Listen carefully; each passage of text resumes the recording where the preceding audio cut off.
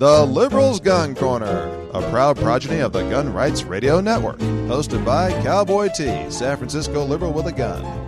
This podcast is always available at www.liberalsguncorner.com, and you can email us at cowboyt@liberalsguncorner.com. Cowboy T here, San Francisco liberal with a gun.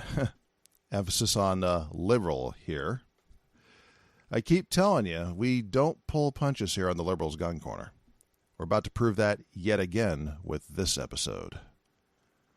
Last time, we did a lot of talk about so-called assault weapons.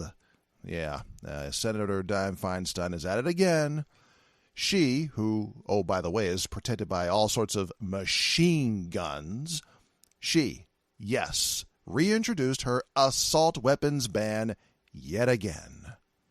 We talked last time about how that was a really bad idea and why. Now, I'm not sure if I convinced you, but, well, I like to think I presented a cogent case for my position at a minimum. If nothing else, I hope I gave you a little something to think about. You know, like Arsenio Hall used to say, something to make you go, That's because it really does matter, folks. Seriously, it does. Now, my mother likes to call me a resistor challenger. She's been calling me that since I was 4 years old. Seems she would have preferred a quiet, little demure kid, kind of like she was. The whole children are seen, not heard, that sort of thing. Yeah. Didn't quite turn out that way. Yeah, I do resist. Yeah, I do challenge. And I thought that here in our country, that was supposed to be good. I thought we're supposed to always be doing that. Challenging the status quo, always looking for better ways. That's that marketplace of ideas that we're supposed to be so fond of here. Isn't that what America's supposed to be all about? I always thought so. I always thought that was supposed to be the liberal way. So, that's what I do. Well, some people, like my mother, don't much care for that. And guess what? That's okay, too. This is America. We get to do that here. But Dr. King resisted and challenged. Gandhi, before him, resisted and challenged. That's where Dr. King learned it. Lena Horne, Harry Belafonte, Sidney Poitier, Jack Johnson, Jackie Robinson, Hank Aaron, A. Philip Randolph, Gene Roddenberry. All sorts of people resisted and challenged. Mother Teresa resisted and challenged. Now, I'm not saying I could possibly compare myself to them. Heck no. But I sure can follow the example they left for us. I'd be a darn fool if I didn't.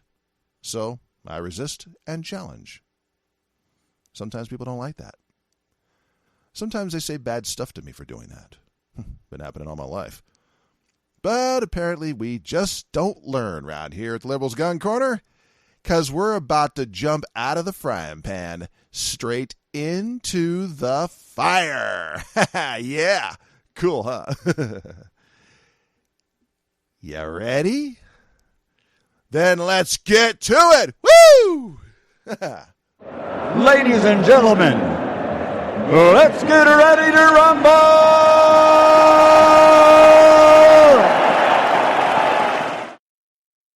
Seems the fact that I call myself a San Francisco liberal gets a lot of people to say, well, wait a sec, you sound like a libertarian. Do you know about the libertarians? I've heard some folks ask me, is there really a difference between true liberals, at least as I look at it, and those libertarian peoples? Is there really a difference? Now, you all should know by now that I kind of like jumping face first into issues. But before we do, we really should define some terms here, chief of which is just what a liberal is. Well, it turns out that was, pretty much all of Episode 1 back in 2012. And it hasn't changed in, what is it now? 8.5 years? Now, I know there was a bit of a break in there, but it's still been a while, and that belief has not changed one bit. But since, it has been a while, let's do a quick recap. I still have that copy of Merriam-Webster, same one I had back then, 8.5 years ago. There are a bunch of definitions in there, And the one that applies the most to what we're talking about here is, let's see what we got here. Let's open the book. Yeah, I got a bookmark here. 1L. Here we go. A liberal is one who believes in liberalism. Oh, yeah, gee, real helpful there. Nice job. Using your term to define your term. Yeah, way to go, Merriam-Webster. As Joe Biden would say. Come on, man. Yeah, Joe, this time I gotta agree. Let's see if we can narrow that down a little further, shall we? So let's look up what this liberalism is. Let's see. What we got? Okay, liberalism. Liberalism. Here we go. Definition of liberalism. Liberalism, noun. A political philosophy based on belief in progress, the essential goodness of man, and the autonomy of the individual, and standing for tolerance and freedom for the individual from arbitrary authority in all spheres of life, especially by the protection of political and civil liberties, and for government under law with the consent of the governed. Sound familiar, folks?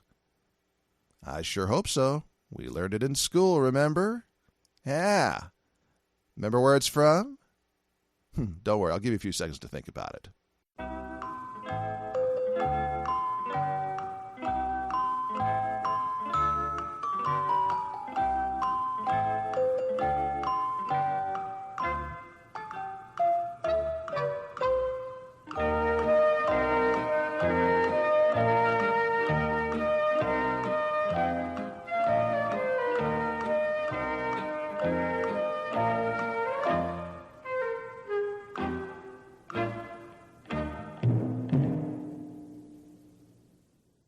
Not coming to you right away? Well, it has been a while, admittedly, so let's refresh our memories a little bit. How's about this? We hold these truths to be self-evident, that all men are created equal, that they are endowed by their Creator with certain unalienable rights, that among these are life, liberty, and the pursuit of happiness, that to secure these rights, governments are instituted among men deriving their just powers from the consent of the governed. Yes, we have heard those words before, haven't we? That is true liberalism. Anything else is not. I've been saying this for years, folks. It's all about the liberty. Liberalism, real liberalism, is all about the liberty, and it's always been all about the liberty. Now, what do these folks we call libertarians have to say? Well, years ago, I did some reading up on the subject, and it seems there are various types of libertarians, and there's a pretty big difference between those in the United States and those in other parts of the world, like Europe. Over in Europe, we're basically talking about voluntary government and keeping it as small as possible. That's not necessarily true here in the United States, though it ain't far from it. I got to make a presumption here, by the way, that most of you listening are Americans like me, so out of necessity, I'm going to limit my discussion to the American libertarians, okay? Based on my readings about that, apparently libertarianism has its roots in something called classical liberalism. Well, what's that? Well, in a nutshell, it basically means socially liberal and fiscally conservative. Let's talk about that a little further. Social or cultural liberalism can be viewed as, the belief in people to express their own identities, however they see fit, so long as they don't hurt anyone or step on the rights of anyone else to do likewise. Now, fiscal conservatism, what's that? Well, that's a belief that the government should only spend as much as it takes in. There's also a component saying that government should only spend as much as they absolutely have to, like, say, a typical middle-class family has to do. Like you and I have to do. Spend only what you take in, keep your budget balanced, that sort of thing. That kind of does sound like my own basic belief system. I'm definitely all about the right to do what you want, so long as you don't step on the rights of others to do likewise. Basically, as long as you're not hurting me or someone else, well, go ahead and worship whatever god or gods you want. I don't care. Have whatever kind of, intimate consensual relations that you want. Your business. Marry whomever you want, if you want to. If you want to marry someone, marry whomever you want, no matter what color, religion, sexual preference, or whatever arbitrary thing. That's your business. Just don't tread on others while you're doing it. Maybe some folks don't agree. Well, that seems pretty fair to me. Also, I do think our nation's fiscal policy is utter crap. We're borrowing money like there's no tomorrow. What the heck's up with that? I've been wondering about that one, by the way, ever since the 1980s when I first learned about this thing called the national debt. You and I try something like that? We know what happens to us. We lose everything we got. You and I need to live by a balanced budget, don't we? Yes, we do. So I don't understand this cockamamie notion. That's not really the word I want to use, but this is for kids too. This cockamamie notion of not balancing our national budget. What kind of drugs are people on, I wonder, that cannot understand the need for this?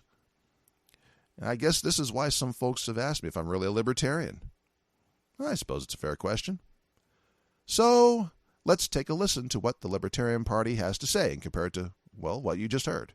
Now, I already know, just for those of you who are sticklers for detail, that, strictly speaking, there is a difference between libertarianism and the Libertarian Party. But since I don't have the time here to do an encyclopedic discussion of the differences, that's probably a better idea for a political science class in college, and since it seems, to me anyway, that the Libertarian Party pretty much represents the libertarian beliefs, I went to their website for some information. Sue me. On their website, they say this. Quote, "We hold that all individuals have the right to exercise sole dominion over their own lives and have the right to live in whatever manner they choose, so long as they do not forcibly interfere with the equal right of others to live in whatever manner they choose." Close quote. Okay, sounds pretty good. Oh, they also say this.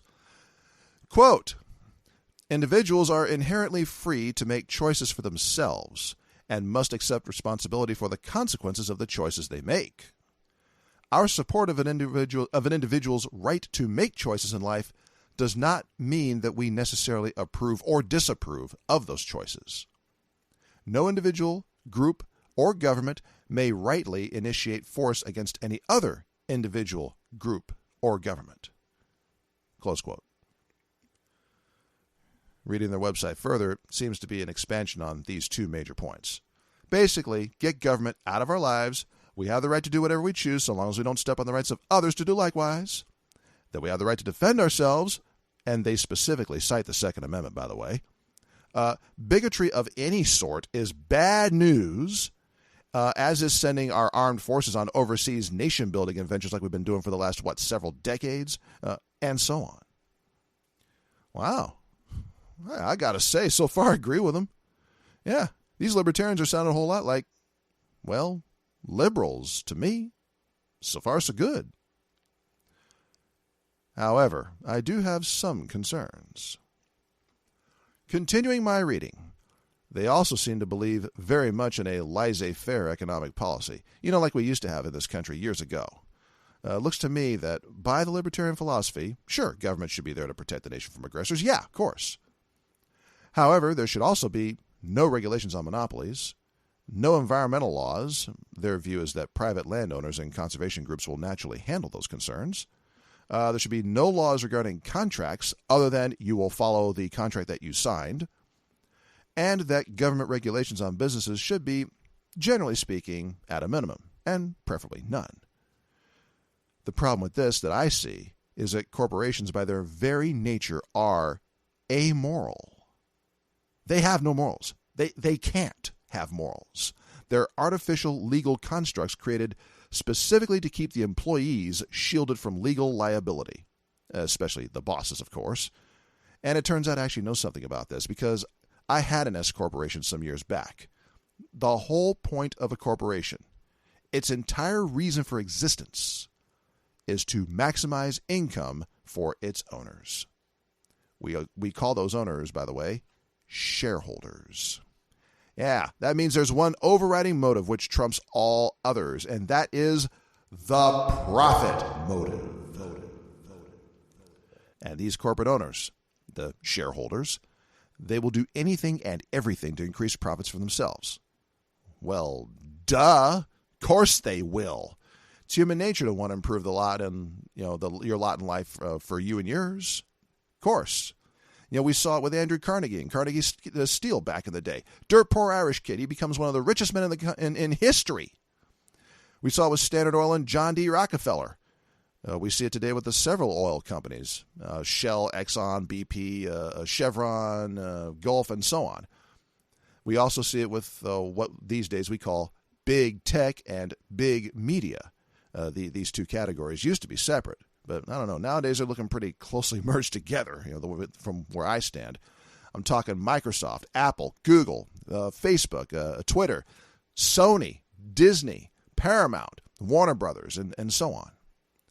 Now, wait a second now, Cowboy T. Just wait a second. Hold on.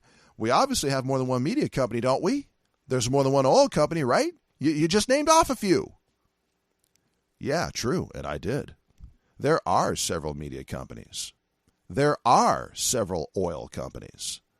Won't that naturally lead to competition, with the customer naturally rewarding the company or companies that provide the best value? The companies that can't do that, they'll go out of business, right? Well, sure, that's the idea, and it's a good one. Unfortunately, it doesn't account for something called cartels. This is when the big players in any market work together to distort that free market idea of best buy for the customer. Not so many years ago, we saw that with the chemical companies polluting the water. Wasn't that long ago. We saw it with the various coal and oil companies polluting the air and causing various types of acid rain. That was one of my projects in college and high school, for that matter. Just look at gas prices in any given area if you want to see it locally. You seen those street corners with multiple gas stations? I sure have. Ever notice that they're all within a cent of each other? Maybe two if you're really lucky. Heck, they're usually exactly the same. Here's another one. Just look at the General Motors EV1 all-electric car. This is back in the 90s. All that behind-the-scenes maneuvering about it. Look today at how all the car dealerships in certain states are suing Tesla together for selling their all-electric cars directly to people. Yeah, cutting out that middleman dealer. They don't like that, so they band together. Look how the cigarette companies used to actively market their cigarettes to kids. Joe Camel, anyone? It's been years since they stopped that, and it still blows me away even now that they got away with it. Here's another one. Corporations firing American workers and shipping those jobs overseas, like, for example, Red China or India. Abusing the H-1B visa system to fire American workers, like maybe you, and replace them with foreign workers because cheaper. And now the latest one. Censorship of voices that they don't like politically. I'm looking at you, Amazon, Facebook, Twitter, Google, Apple. And then these kingpins of business have the temerity to look us in the face and say, who, us? Yeah, you. That's where we need government to step in, set some rules, and actually enforce them. That's where the libertarians and I disagree. To them it seems, well, nothing wrong with the Joe Camel ads. Nothing wrong with corporate bosses colluding to fix prices, agreeing to unhealthy environmental practices to get the short-term profits. Nothing wrong with them colluding to deplatform people who don't agree politically with the platform owners. Yeah, I know, it doesn't sound too flattering, does it? But these are the implications of the very beliefs that they list on their website. The big question: is that really what they mean by limited government? That's a valid question. We'll take a short break and address that when we come back.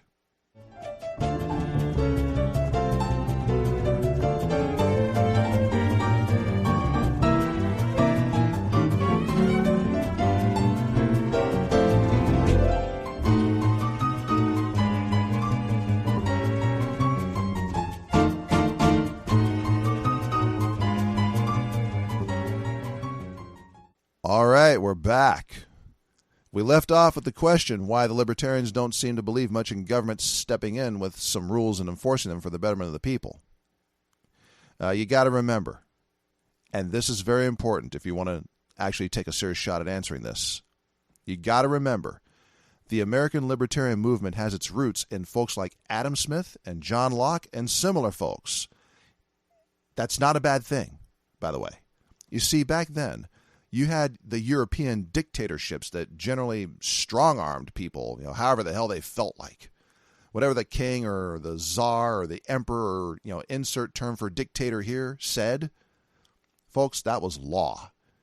Held back the advance of business terribly. Held up some good progress, unless, of course, you were in with the power brokers. And even then, it wasn't really progress. It was just the support of ineptness because, well, you were in with the power brokers. Well, the folks like Adam Smith and John Locke and et al., they saw that and they understood why that was bad news. And it was. So, of course, they wanted to keep government's hands out of all that. They had a point. Here's the problem with that, though, that we've discovered. Back in 1887, we didn't have things like Joe Camel. Documents that got released to the outside from the cigarette companies showed that they were indeed targeting children with this campaign, despite the known health risks. Also, another thing, scientific knowledge has advanced considerably over the years. Yeah, back in the day before OSHA, there were no workplace safety rules, and you had people getting sick or dying for it. My dad told me stories about the conditions under which Grandpa worked. Oh, boy. I'll quote him exactly. Workplace safety, son? That was a joke. Employers are all agreeing on this stuff, by the way. You'd be amazed at the conversations that happen on the golf course, and I've been privy to a few of those, and it's really something else to hear. By the way, same goes for employment contracts. A lot of companies used to demand that you sign something called a non-competition clause as a precondition for employment. Couldn't work there unless you sign one of these. If you do sign one of these as part of your employment agreement, here's what that means. If you leave the company for any reason, you cannot work for anyone else in the same field of business for a certain period of time, and it's usually 1 to 5 years. Gee, it makes it kind of hard to use the free market to get better employment, doesn't it? I do know that Microsoft used to require this. I remember that because I had to sign one to work there. I don't know if they still do. Well, it turns out that in some states, Virginia is one of them, there are laws that say such contract provisions are unenforceable. That's good.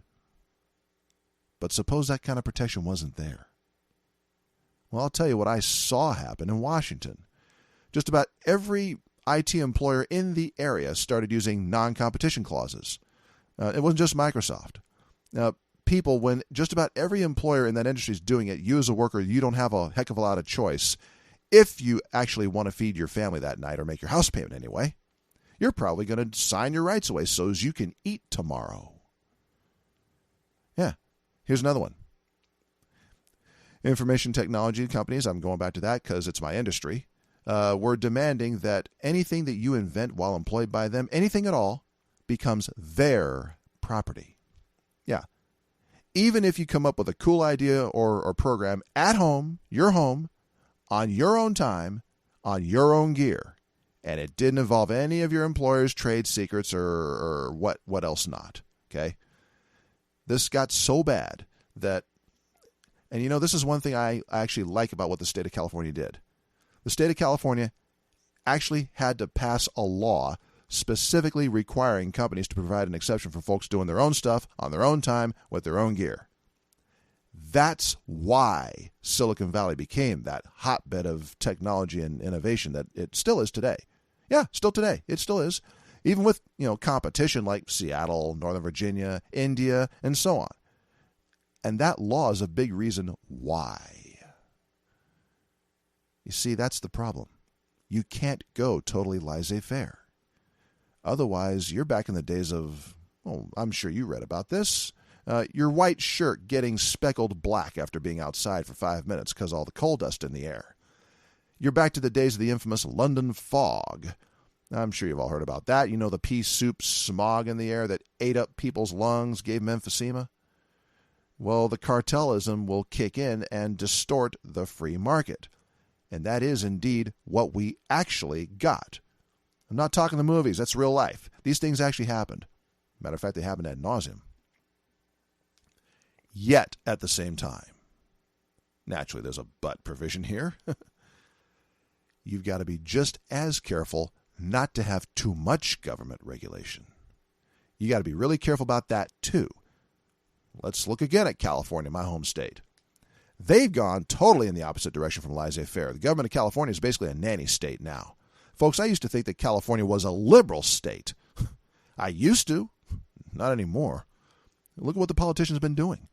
They're continuing to eviscerate the Second Amendment rights of the people there. Oh, of course, except the politicians themselves, naturally. You ought to see the new restrictions now. In some ways, they're even worse than New York's restrictions, and that's saying something. That's pretty bad. Yeah, let's look at teaching. If you're a school teacher, you've got to teach to a certain political philosophy, which would, generally speaking, be the Democrat Party's philosophy. And if you don't, you're actually at risk of getting de-staffed in some places. And if you're a teacher, you know how good that is not to be de-staffed. I remember when some kids wore American flag shirts on Cinco de Mayo Day in a California school. Yeah, here's a good one. They get suspended from school. Last I checked, it's never, ever supposed to be wrong to celebrate the American flag here in the United States of America. Ever. Not here. Not on this soil. I get it if you're in some other country, but not here in the USA. And, oh, by the way, no, the kids weren't all a bunch of white kids that are waving the Confederate flags, nothing like that. 2 of the kids were Mexican, so let's not go there either. Here's another one. Eminent domain. It's gotten ridiculous out there.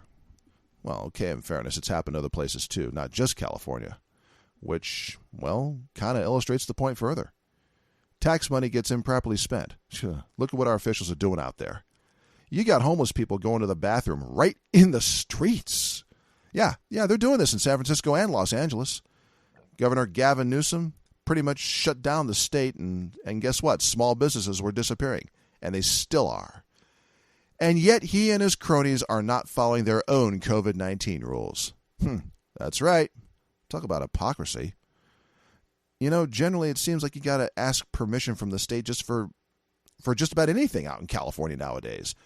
And, you know, even before, heck, long before this COVID-19 thing hit, they still had a budget crisis out there, and it's been dire for quite some time now.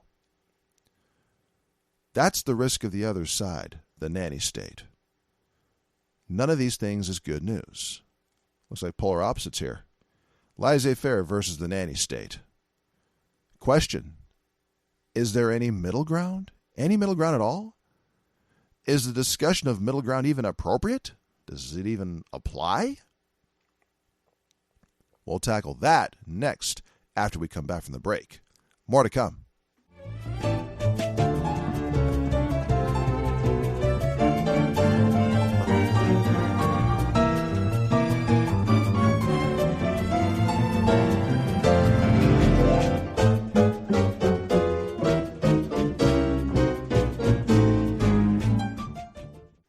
Welcome back. The question we're dealing with is the so-called middle ground, if there is one, between laissez-faire and the nanny state. Laissez-faire is what we had a lot more of back in the 19th century. I've mentioned what I see as some flaws in that philosophy. However, the nanny state that California, and New York too for that matter, the nanny state that they've become, that's downright scary. I'm serious. It's no wonder that a lot of people are leaving that once great state. And yeah, California really was great once. I remember it. I grew up in it. The way things are out there now, though, even I wouldn't go back to live in California now at this point. I couldn't go back to live in California now at this point. I'd be an instant felon. It's like next thing you know, you'll need a permit to sneeze. So I can kind of understand why the libertarian folks are taking it as far as they are. They're sick and tired of all that stuff I just mentioned earlier. And I can't blame them, because I'm sick and tired of all that stuff I just mentioned earlier, too. But I don't go so far as they do with the laissez-faire model. That's the difference. Remember, they don't account for cartelism and collusion, or at least I'm not seeing it if they do. Maybe I just missed it. That's possible. But I'm not seeing it on their website or in my other readings. That's where I think, for example, the Sherman Antitrust Act is a good thing, if only it were enforced evenly. Why is it a good thing? Because a cartel, like an oligarchy, which is pretty much what a cartel is just as bad as a monopoly. Yeah. Say you've got folks colluding together to suppress, whistleblowers who catch, let's say the dumping of raw sewage into the river. Well, that steps on the rights of people who depend on that water, the folks that drink it, wash their clothes in it, fish in it, bathe in it, whatever else. If you've got folks colluding to hide car safety problems, and yes, that has happened in this country more than once, Ford Pinto, anyone? And those manufacturers are swearing up and down, no, ain't nothing wrong with this car, perfectly safe. Yeah. And then along comes someone like a Ralph Nader type or someone else like that who exposes this, and then this someone gets visited by some persuaders to convince the whistleblower to shut up. Yeah. Folks, I think we all know what that means. And when this whistleblower goes to the police on crutches after having his legs broken, it gets swept under the rug. Funny that. You don't think that violates the rights of those who are driving that unsafe car? I do. How about the folks who depend on that river that's now full of raw sewage? What about that whistleblower's rights to not have his legs broken? That's where I think I differ from the libertarians. The rights of the folks living downstream, or the folks driving those cars, or the folks breathing the air. The libertarians understand that they have rights. The question is, how do you enforce those rights? Because those folks' rights got to be respected too, just like the folks running that corporation. I don't see where it's somehow cool to actively market a known cancer-causing agent, i.e. cigarettes, to little kids. I don't see where it's okay to ignore the rights of people to breathe clean air. Hey, that air was clean for millions of years before that factory came along and started, pumping sulfur dioxide into it. We evolved breathing clean air, folks, not SO2. Collusion of the big players is what allows problems like these to happen. Remember, I mentioned that golf course.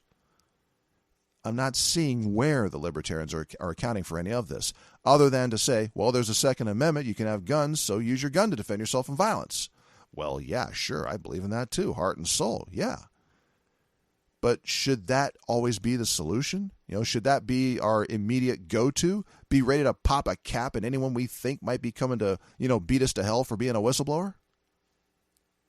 I can't accept a society like that. That sounds like mob rule to me. Might makes right. I can't go for that. Now, maybe they do account for these things, and I just don't see it there. That's entirely possible. Totally possible.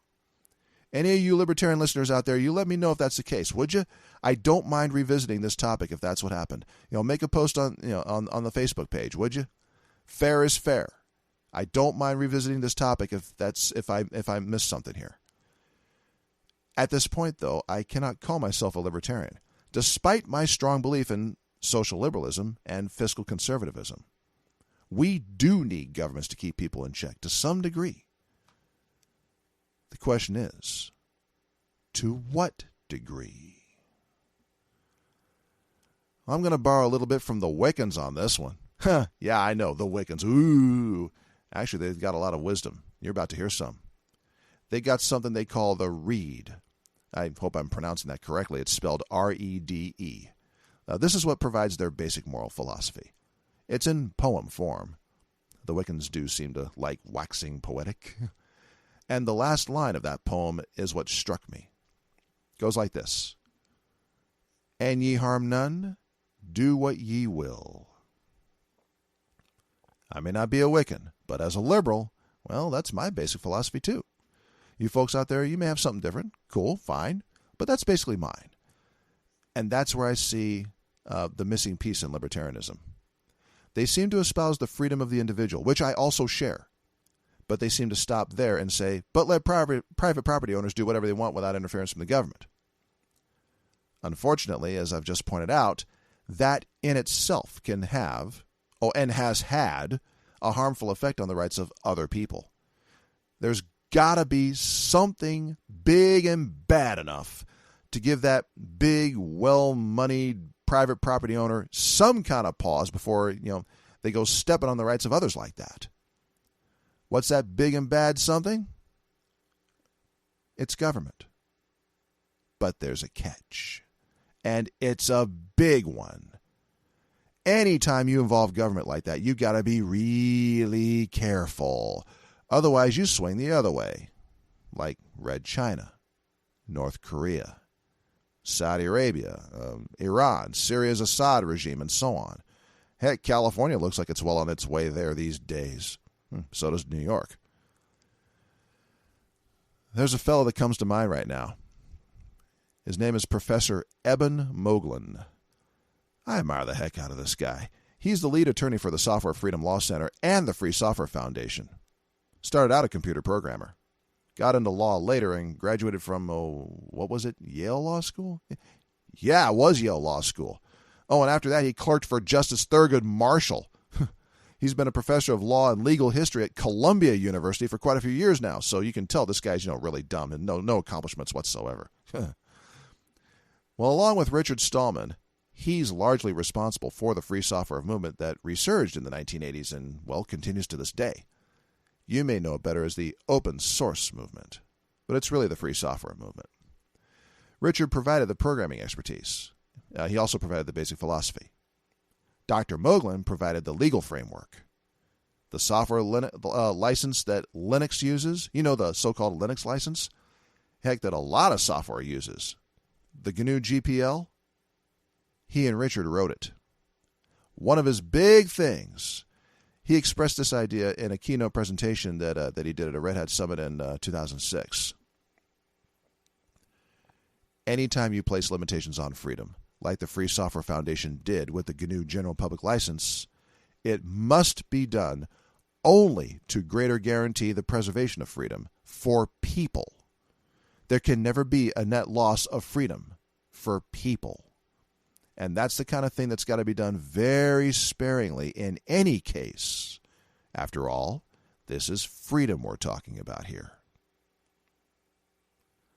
That was the idea he presented. And I agree with Professor Moglen. It's a core part of why I use GNU Linux, OpenBSD, and LibreOffice, and other free software on my computers. Well, I'm using it right now, as a matter of fact, to make this very podcast that you're listening to. The program I'm using is called Audacity.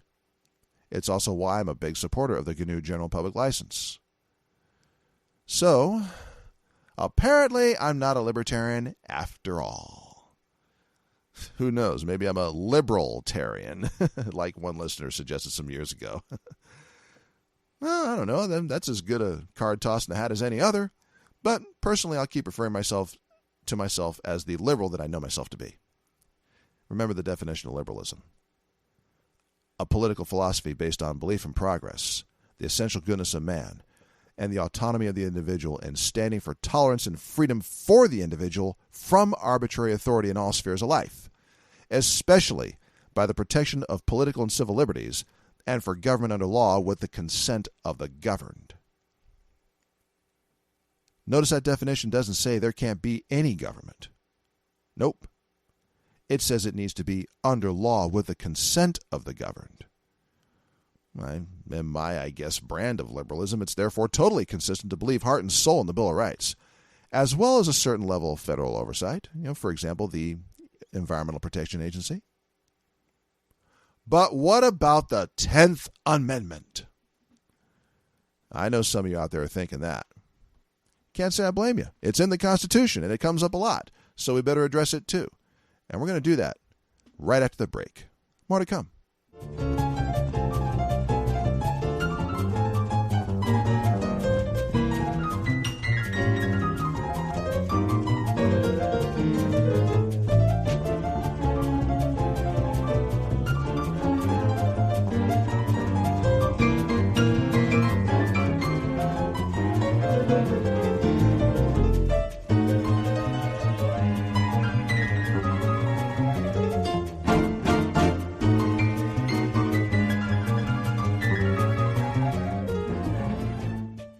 Okay, we left off with the question, but what about the 10th Amendment?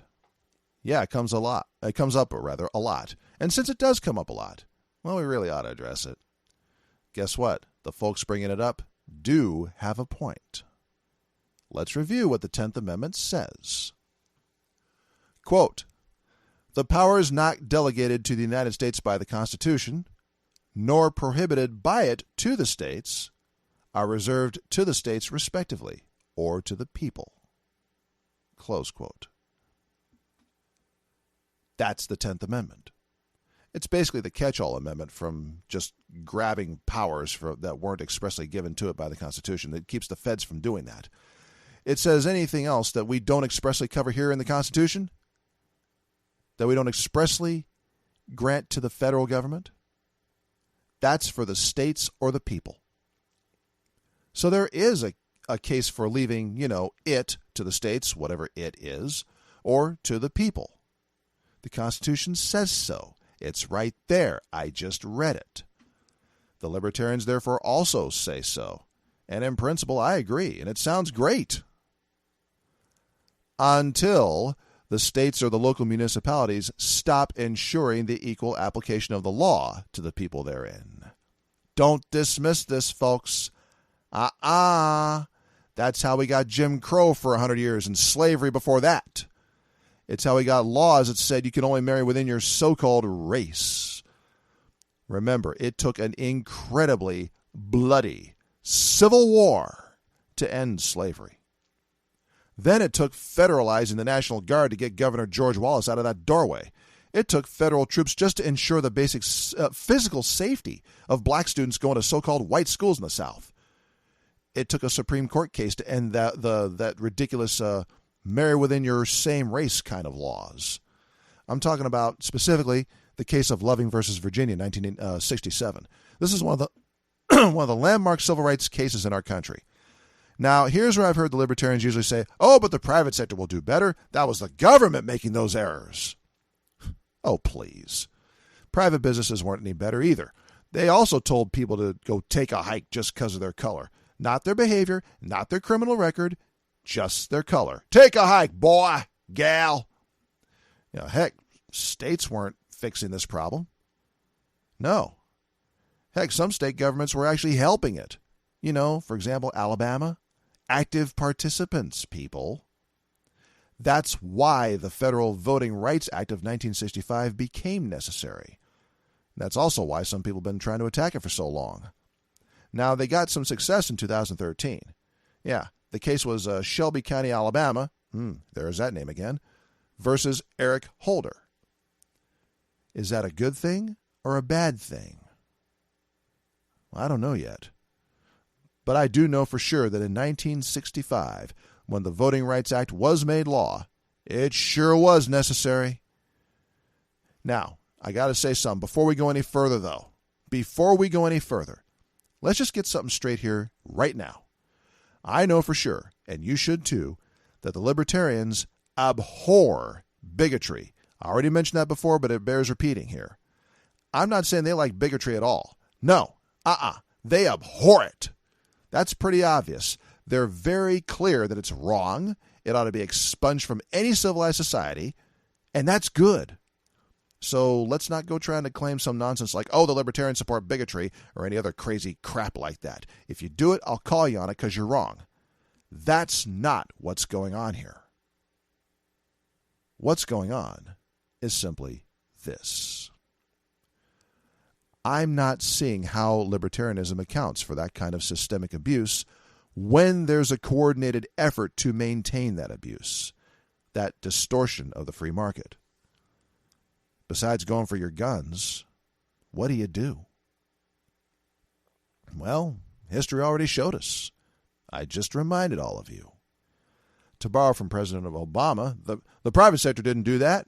No, somebody else made that happen. Oh, and unlike when he said it, in this case it's actually true. The federal government was needed to make that happen. So, yeah, my brand of liberalism is apparently somewhat different from libertarianism. I do think we need the government there to step in when needed, but only when needed. That's why, as just one example, I have no problem with the legalization of gay marriage, a same-sex marriage, a homosexual marriage, LGBTQ marriage, whatever the term du jour is for that. I never did either, even as a kid, and I don't now. Here's why. Remember that marriage in the United States is fundamentally a business contract from a legal perspective. You don't have to go to church to get married. You can do it in City Hall. No religion needed. Well, at least not in this country, no religion needed. You all remember George Takei? Yeah, the original Mr. Sulu from Star Trek. Well, about 13 years ago, he got married to a guy named Brad Altman. Yeah, married. See, homosexuals can marry each other in several states, including California. So it ain't my thing. I definitely like the opposite sex. Oh, yeah. Okay, fine, great. But I'm not seeing how their marriage is somehow hurting me or infringing on my rights to live however I want. And the same goes for anyone else. I don't see how George and Brad's marriage is infringing on other people's rights to live however they want. Here's another example. Those Confederacy worshipers, you know, the ones that seem to pray to their Confederate flags. I probably find that just as offensive as the evangelical and fundamentalist Christians find gay marriage. But where's our governmental interest in prohibiting either one? Evangelical and fundamentalist Christians don't want to see two people of the same sex walking hand in hand down the street, and especially not wearing wedding rings. Likewise, I don't want to see the Confederate flag. But guess what, people? Neither one of those things is illegal. And I don't see a valid governmental interest in banning something just because someone doesn't like it. Well, someone didn't like Mr. and Mrs. Loving getting married either. He was white and she was black. The bigots called it unnatural and against God and against nature.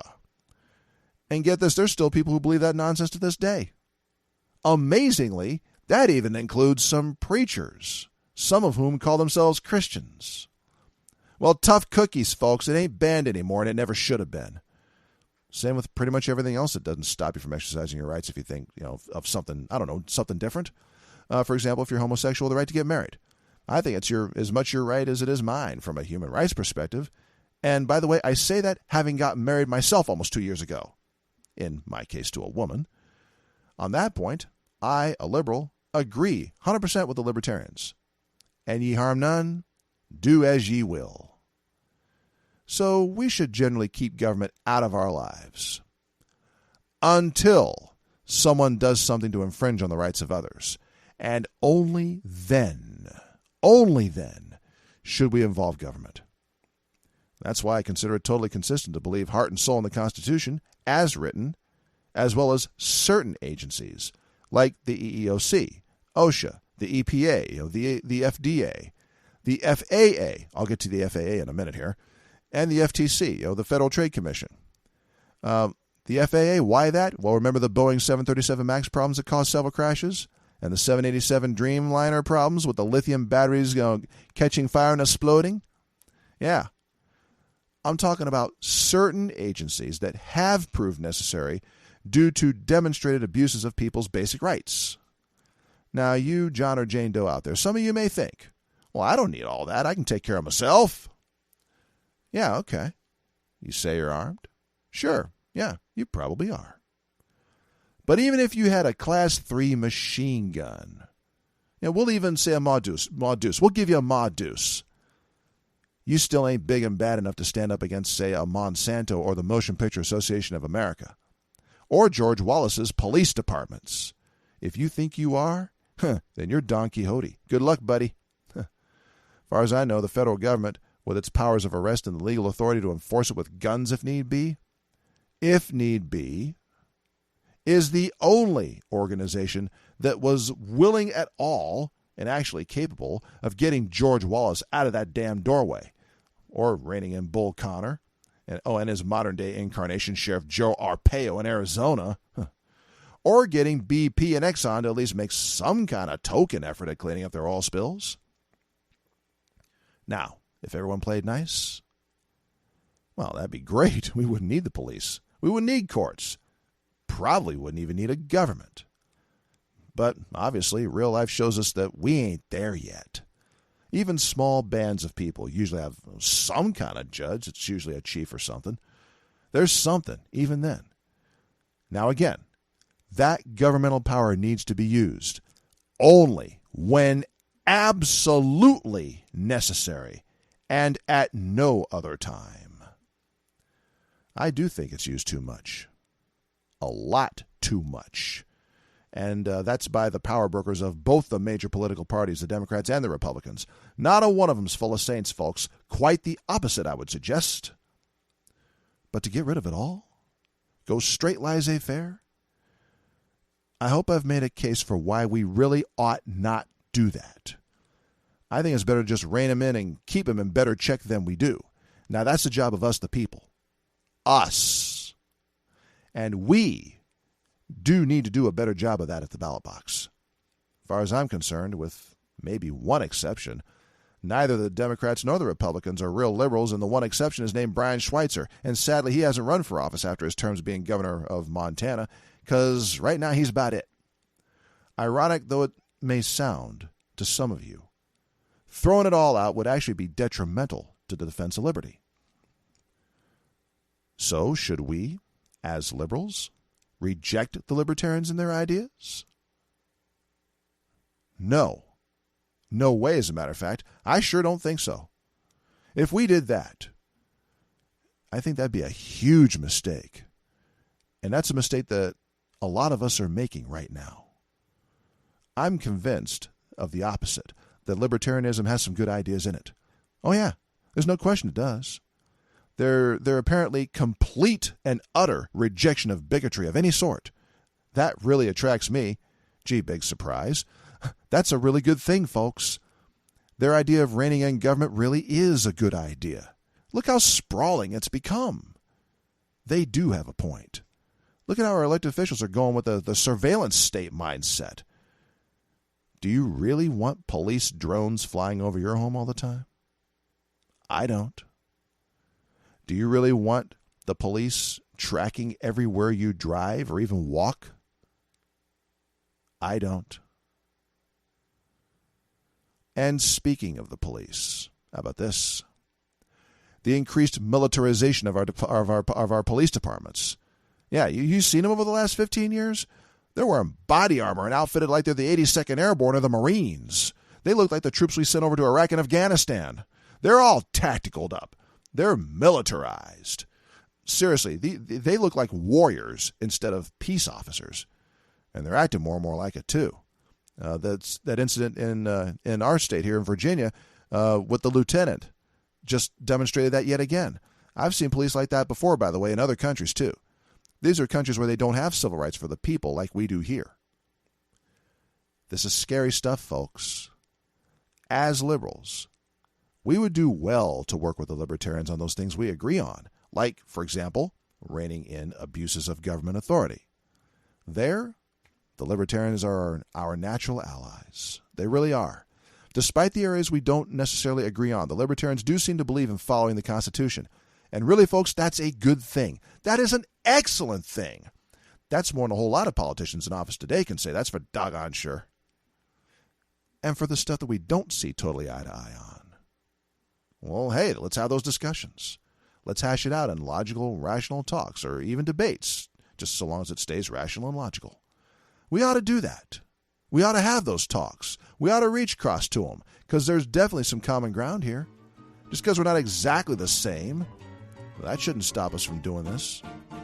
Didn't stop Mr. and Mrs. Loving back then, did it? No, it didn't. And it shouldn't stop us today. This is Cowboy T signing off. Until next time. Till then, safe shooting, practice often, and thanks for listening.